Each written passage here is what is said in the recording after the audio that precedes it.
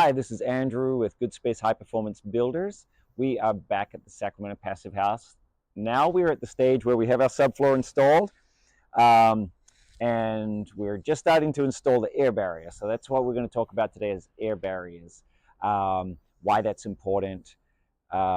It's a fundamental part of building a passive house, but certainly important for all building and high performance building, controlling the environment, the indoor environment. So we want to keep the outside air out and inside air in, and we also ventilate to make sure it's good indoor air. But by keeping that outside air out, the outdoor air out, if there's a smoke event, pollution, whether that's from automobiles, agriculture, allergens from trees. A lot of people suffer from allergies around here. A lot of that's coming from the pollens from the outdoor environment. So by controlling that, we can have a much better indoor air quality, better building.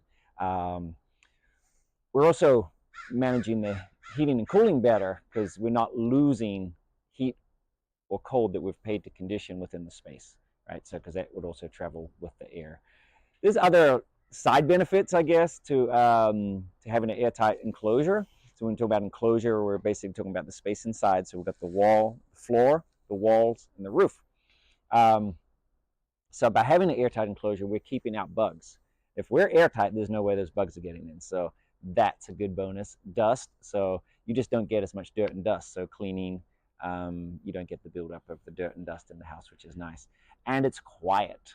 That is something that kind of makes sense when you think about it. A lot of sound travels through air. Even small holes in a traditional house let a lot of sound go through. And when we're sealing up tight, you're stopping a lot of that sound. So your indoor environment with regard to noise pollution is much better.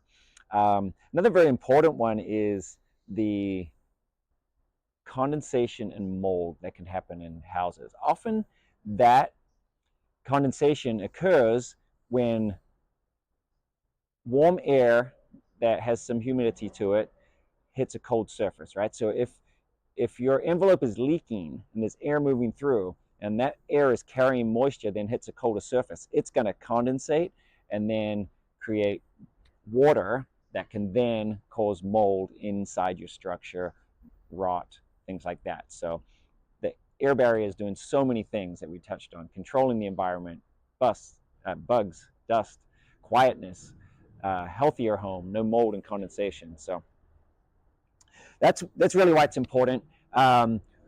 We test it. So a passive house, to get certified, has to reach an air tightness level. So we'll be testing along the way. And we have a previous video, if you watched it, with the old house and showed how leaky that was. So we'll be testing this along the way to make sure we reach those target levels. So I'm joined by Ulric. He's the superintendent for this project, and he's going to tell us about how we're installing the air barrier, what we're using, and the details on how that goes together. So thanks, Ulric. Yeah, thank you. So if you come over here, Kevin, and have a look, we have the system that we're installing for this whole house. And starting off, we have our traditional subfloor on our floor joists. But over that, this is where it starts getting different, is we have the ADHERO by Pro-Clima. And this is the airtight barrier. It's backed by a dual pull and stick film that you can pull off in two parts because otherwise it could get a little messy. Shows how sticky it is. It's hard to get the film off at first. But once you have it pulled out, then on a clean surface, you can lay it up and you can pick it up still.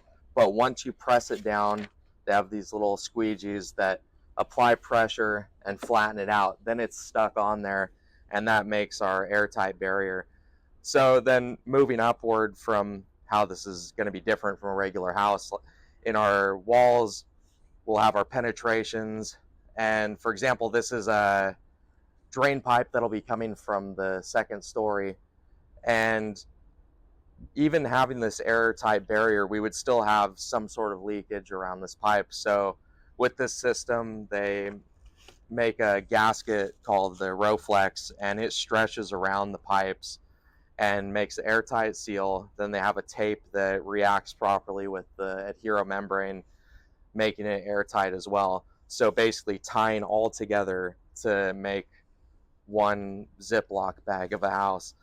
And the way that's going to be achieved is once we have our wall system and the shear walls start going up, the sheeting will hang down and we'll have the adhero membrane like you see here coming down the walls from the roof down the walls and attaching to this with either some of their specified tape or the airtight caulking. And speaking of the caulking, we'll be using that even on these hold downs. So this is a hold down for one of our shear walls, and the gasket would probably be good enough, but just as a added sense of security, we're going to be adding their airtight Contiga HF caulking around the threads. So that's going to lock everything out, and it'll be a complete system for everything we need as far as closing this house up and reaching our airtightness for passive house. And if we come over here, we'll see George is applying one of the Rowflex gaskets to a pipe right now. And you can see how tight it is. It's stretched all the way around there. He's got to apply quite a bit of pressure to get it down. And then once it's down, he has the Vanna tape that's going to react with the adhero and make a nice airtight seal. And just with some pressure, it closes it up with their squeegee, and we'll be all locked in. So the squeegee, so the pressure sensitive is really important with these materials, right? It activates. So yeah. So you were showing us on the Adhero 3000, you needed it. Now George is using it on the tape as well. Yeah, so they'll have a smaller one like he has there for the tapes, and there's the bigger for the Adhero system. And the Adhero especially, you can pick it up even after you peel the backing off. You can pick it up and place it down a couple times if needed. And once you apply pressure, that activates it, and it's sealed down, and it's going to be really difficult to get up. But hopefully there wouldn't be any reason to pull it back up, because you're going to want this to stay down and not be affected by anything once we're trying to achieve our airtight building. Nice. Well, thanks, Ulrich and George. It was a great explanation of what we're doing on the floor, but we'll show some more videos once we start putting it up the wall and onto the roof, and show how some of those details are being achieved. Thanks for watching.